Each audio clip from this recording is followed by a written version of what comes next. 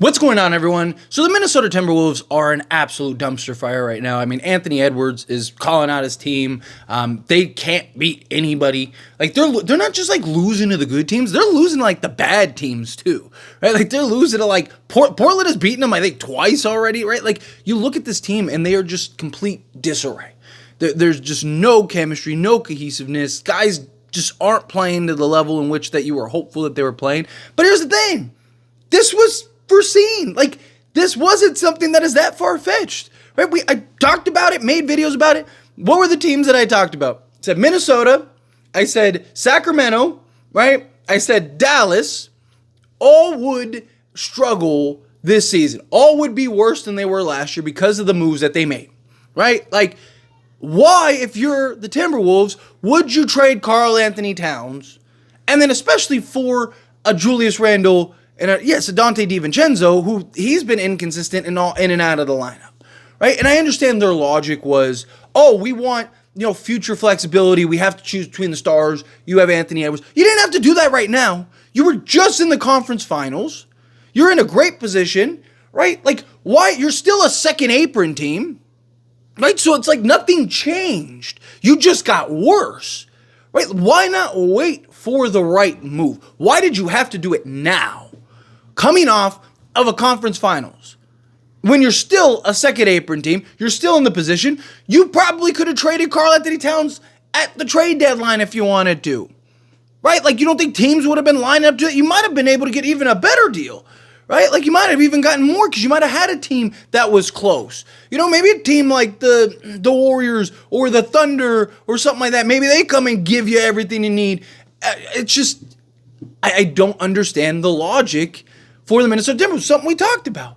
People said, no, Julius Randle's going to give them toughness, he's going to do this, he's going to do that, and they're a disaster because they completely neutralized their best player. Anthony Edwards is probably the best rim pressure player, not even guard, just rim pressure player, period, in the NBA right now. He is so explosive, so athletic. He's gone. You blink and he's gone. The pressure that he applies at the rim is gone. He has to now just be nothing but essentially a jump shooter and take 15 threes a game. And he's not able to do the things that he wants to do because you have no shooting. Teams aren't worried about Julius Randle out at the three-point line. Rudy Gobert can't be outside of 5 feet. And even then, he still doesn't help much offensively. Jaden McDaniels, excellent defensive player, one of the better, if not arguably, top 2, 3 perimeter defenders in all of the NBA, but he can't shoot, not with consistency. You got like Mike Conley and Dante DiVincenzo and stuff like that. They can be inconsistent.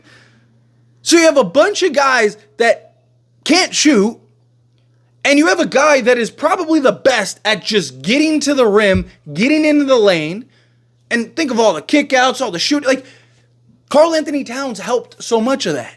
And then also what you could do is you could take out Rudy Gobert, and you could slide Cat to the 5, and then now your 5 can stretch the floor, and you can go wide and pull everybody out. Karl Anthony Towns shoots 41% from three-point range on 7 attempts as a center, right? Like, it's just Karl Anthony Towns was the correct answer. And I mean, look, I talked about even the Rudy Gobert trade years ago when it happened, right? And I thought it was a foolish trade. I thought it was a team that needed to stay the course. Minnesota has sabotaged themselves every which way, right? Again, I thought they were a team that they were in the right direction. Stay the course, wait for that right piece, and then now start taking those next steps, right? But no, they expedited and they rushed and they got Rudy Gobert. And at first, didn't look very good. Last year, it looked better. I mean, Rudy Gobert in the playoffs kept getting played off the playoffs, but during the regular season and stuff, okay, you can kind of see it makes sense. I still don't think they should have ever traded for Rudy Gobert, right? Like, people were trying to be like, now look at Minnesota. Yeah, I mean, you saw Rudy Gobert get in the way a lot. You saw him get played off the court a lot. I mean, they had to close games with him sitting on the bench most of the time, right? Like, so I don't think that was the move. That was it. Like, I just think it was good. It was good. They just greatly overpaid for it, right? I mean, like the Knicks with Mikal Bridges. Another great example, right? Like Mikal Bridges, like the idea of Mikal Bridges makes a lot of sense, but look at it. Changed his shot. He's struggling, and you overpaid for him. Like if they would have gotten fair value for Rudy Gobert, then sure. If they traded 2 firsts at the time or something like that, not 7 players and 4 firsts or whatever they gave up. Like, it was just too much. And then you decide to get rid of the only guy that complements your superstar, literally. So again, you can't get out of your own way. You were there. One more win, you're there. And yet you couldn't just stay the course. They didn't have to do this offseason, is the point. If they wanted cap relief and flexibility going forward, they could have done that in the offseason. Like, why wouldn't you run it back with the team that just got to the conference finals? That just beat the defending champion Denver Nuggets, right? That you would imagine is probably only going to be another year together, another year older, another year better. And instead, you go, nah, let's trade our second best player and the only guy that makes sense alongside Anthony Edwards, the only guy that complements Anthony Edwards. And let's trade him not for another guy that complements Anthony Edwards or a bunch of pieces that really upgrade or another star where it's just like, man, if these two can figure it out, like Giannis or something, right? Like, no, it wasn't anything like that. It was for Julius Randle. Look, I am a Laker guy, right? I was big on Julius Randle coming out of Kentucky. Actually, during that year's draft, I actually wanted Marcus Smart, but then the Celtics took him, and I was like, okay, fine, go get Julius Randle. And then they got Julius Randle. And then Julius Randle emerged into an all-star, right? Like, he's a very good player, but he's a very specific player. And this is what I talked about in the offseason, right? That the reason the Minnesota Timberwolves weren't going to work, and people kept telling me I don't know what I'm talking about, well, look, it's because, again, you neutralized your best player. Julius Randle is best with the ball in his hands where he kind of do his thing. Like, what does he look like slot alongside other stars, right? There's times where he looks okay, like with Jalen Brunson, but there's times where he doesn't, and he kind of gets in the way, right? Like, he's not this great elite defensive guy, right? He's a good rebounder. He can, he's a guy who gets you near triple-double every night and stuff, but is he really your second guy? No. He's probably your third, maybe fourth guy. It didn't make sense. You got smaller. Like the one advantage you had against all these other teams was your size.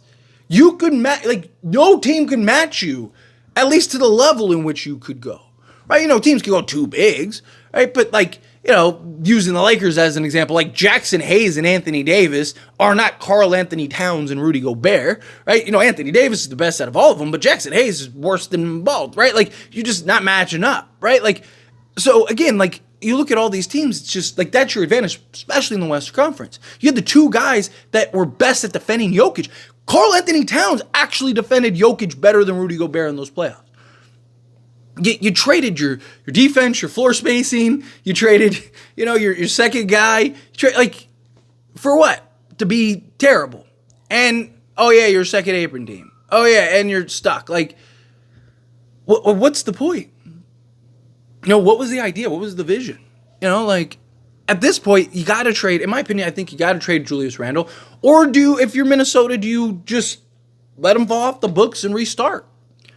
Right? Like, Dante DiVincenzo doesn't even want to be there. There's already, talks about them having to trade him and stuff. So trade him. Trade everybody at this point, right? Like, everyone except for Anthony Edwards, right? Because, look, you said you did this trade for Karl Anthony Towns to go and retool around and have Anthony Edwards be your future. Okay, fine. Well, then you better do that ASAP. Because 3 years, Anthony Edwards, he's not going to wait around in Minnesota. He's not going to keep re-signing in Minnesota. He's going to go somewhere where he can win, right? So you had a very good chance, and you blew it. You don't think Anthony Edwards is probably thinking that? You don't think Anthony Edwards is probably looking at this and going, man, this organization is a dumpster fire. Like, we were right there. Why did you leave it alone?